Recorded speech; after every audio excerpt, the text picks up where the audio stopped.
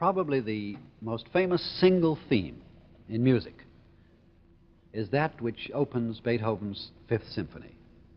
And today, the distinguished American composer and conductor, Mr. Leonard Bernstein, is going to show us what this theme and two others from the same symphony meant to Beethoven. When he wrote this symphony, he was going blind, and he'd gone deaf long ago. So he had to trust to his imagination rather than his ears.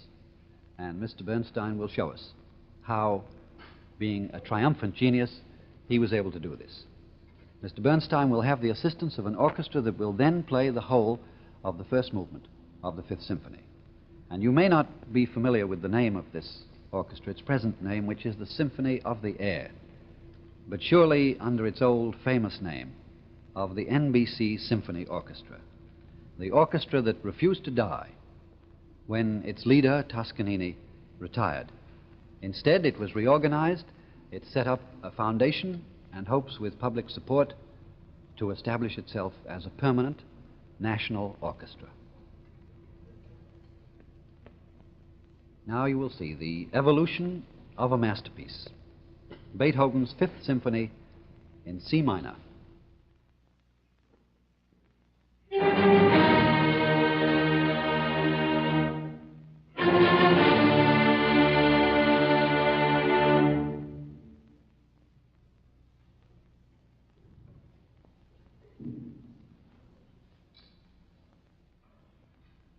We are going to try to perform for you today a curious and rather difficult experiment. We are going to take the first movement of Beethoven's Fifth Symphony and rewrite it. Now, don't get scared. We're going to use only notes that Beethoven himself wrote. We're going to take certain discarded sketches that Beethoven wrote, intending to use them in this symphony, and find out why he rejected them by putting them back into the symphony and seeing how the symphony would have sounded with them.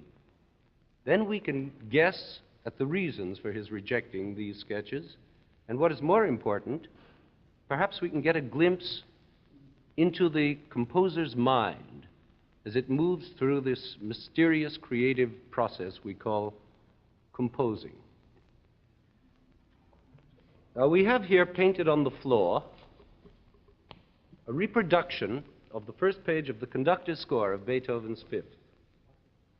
I am amazed every time I look at this music all over again at how simple and strong and right it is, and how economical the music is. Why, every bar in this movement is based in one way or another directly on these four notes, 3 G's and an E flat.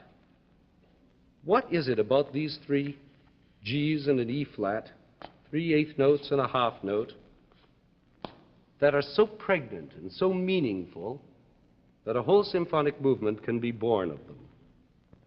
They're 3 G's and an E flat, nothing more. Anybody could have thought of them, maybe.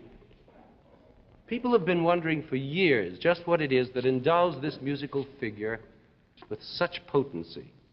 All kinds of silly music appreciation theories have arisen. I'm sure you remember some of them from school, that it's fate knocking at the door, that it's the trumpets announcing the judgment day, that it's a bird that sang in the Vienna woods that Beethoven overheard, that it's V for victory. Oh, there are millions of them, and none of them actually tell us a thing. Because the truth of the matter is that the real meaning of this figure lies in all the notes which follow it, in all the notes of all the 500 measures of music that follow it in this first movement. And Beethoven, more than any other composer before or after him, I think, had the ability to find the exactly right notes that had to follow his themes. But even he, with this great ability, had a gigantic struggle to achieve this rightness. And it's that struggle that we would like to investigate. Now, actually, there are 2 struggles involved that every composer has. One is to find the right notes for themes. The other is to find the right notes to follow themes, to justify these themes as symphonic themes. We're all pretty familiar with the first struggle, We've all, no doubt, seen Schumann and Brahms on the silver screen, laboring over the keyboard, searching for those right notes. We have all been privileged to see Jimmy Cagney impersonating George M. Cohan, I think it was in Yankee Doodle Dandy, sitting over a keyboard, dramatically alone on a deserted stage, with a solitary work light standing next to him, picking out the immortal notes of Over There. You remember? And then he had it, Over There, and in came the whole symphony orchestra and 500-voice chorus with the finished product. Well, Beethoven shared in this same struggle in a very real way. We know from his notebooks that he wrote down at least 14 versions of the melody that opens the second movement of this symphony, the melody we know today as this.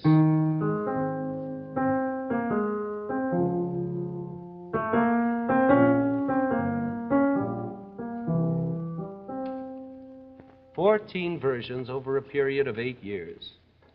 But here is one of the earliest versions, which is very different indeed.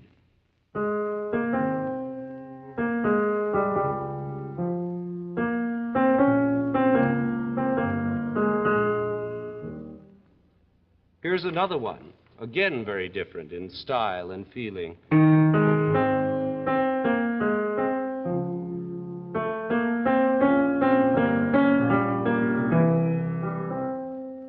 And after 8 years of experimenting with 12 others, he finally arrived at a solution whereby he combined the most interesting elements, the most graceful elements of all of them, and finally arrived at the one that is familiar to us today.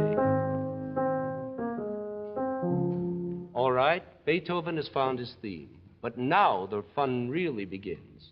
Now the big struggle begins, because Beethoven must now find the symphonic entity that must grow out of this theme. And this theme we can understand in its symphonic meaning only after we have arrived at the very last note of the entire movement.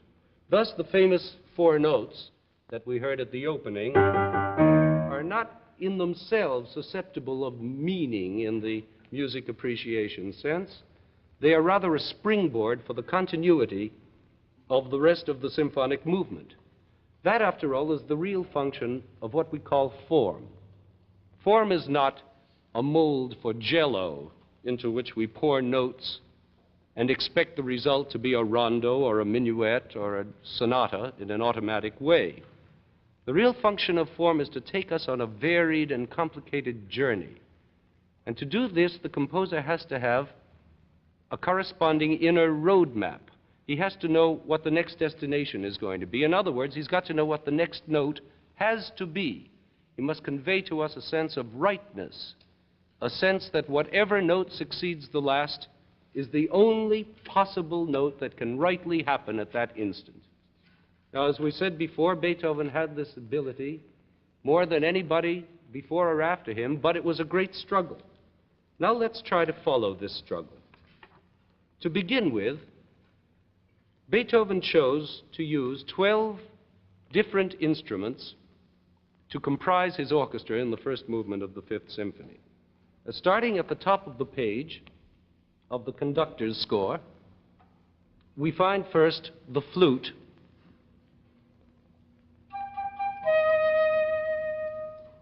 then the oboe, the clarinet, the bassoon, the horn, the trumpet, the timpani, the first violin, the second violin, the viola, the cello, and the double bass. Now, of course, the full orchestra is made up of these 12 instruments, multiplied anywhere from 2 to 18 times. As the conductor views this score,